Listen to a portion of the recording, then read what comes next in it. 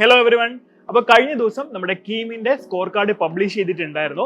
അപ്പോൾ ഇപ്പൊ നിങ്ങൾ എല്ലാവരും ചിന്തിക്കുന്നുണ്ടായിരിക്കും വാട്ട് ഈസ് നെക്സ്റ്റ്. ഇനി നമ്മൾ ചെയ്യേണ്ടത് നമ്മുടെ +2 മാർക്കുകൾ അപ്ലോഡ് ചെയ്യുക എന്നുള്ളതാണ്. നമ്മുടെ സ്കോർ കാർഡ് വന്നപ്പോൾ നമ്മുടെ കീം എക്സാമിന് നിങ്ങൾ 600-ൽ വാങ്ങിയ മാർക്കിനെ 300-ലേക്ക് നോർമലൈസ് ചെയ്തിട്ടുള്ള സ്കോറാണ് നിങ്ങൾക്ക് വന്നിട്ടുള്ളത്. ഇനി നമുക്ക് +2 മാർക്കും കൂടെ ആഡ് ചെയ്തതിന് ശേഷമായിരിക്കും ഫൈനൽ റാങ്ക് ലിസ്റ്റ് പബ്ലിഷ് ചെയ്യുന്നത്. ഇതിന് വേണ്ടിയിട്ട് നിങ്ങൾ സിയുടെ വെബ്സൈറ്റിൽ ലോഗിൻ ചെയ്യുക.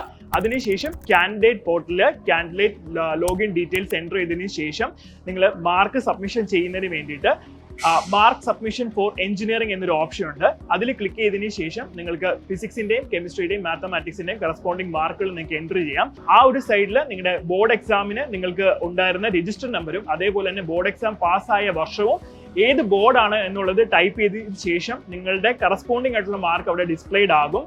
ഇനി ആ മാർക്ക് തന്നെയാണ് നിങ്ങളുടെ ഒറിജിനൽ മാർക്കെങ്കിൽ നിങ്ങൾക്ക് ഡയറക്റ്റ് മാർക്ക് സബ്മിറ്റ് ചെയ്യാവുന്നതാണ്. ഇനി ആ മാർക്കിൽ എന്തെങ്കിലും ചേഞ്ചസ് ഉണ്ടെങ്കിൽ നിങ്ങൾ ചേഞ്ച് ബട്ടൺ ക്ലിക്ക് ചെയ്തതിനു ശേഷം എന്താണോ നിങ്ങളുടെ കറക്റ്റ് മാർക്ക് നിങ്ങളുടെ സർട്ടിഫിക്കറ്റിൽ ഉള്ളത് അത് എൻ്റർ ചെയ്യുക. അതിനുശേഷം സബ്മിഷൻ കൊടുക്കുക. ഇനി ഈ മാർക്ക് സബ്മിറ്റ് ചെയ്യാനുള്ള ലാസ്റ്റ് ഡേറ്റ് എന്ന് പറയുന്നത് 30-ാം തീയതി വൈകുന്നേരം 3 മണി വരെ മാത്രമായിരിക്കും ഉണ്ടാകുന്നത്.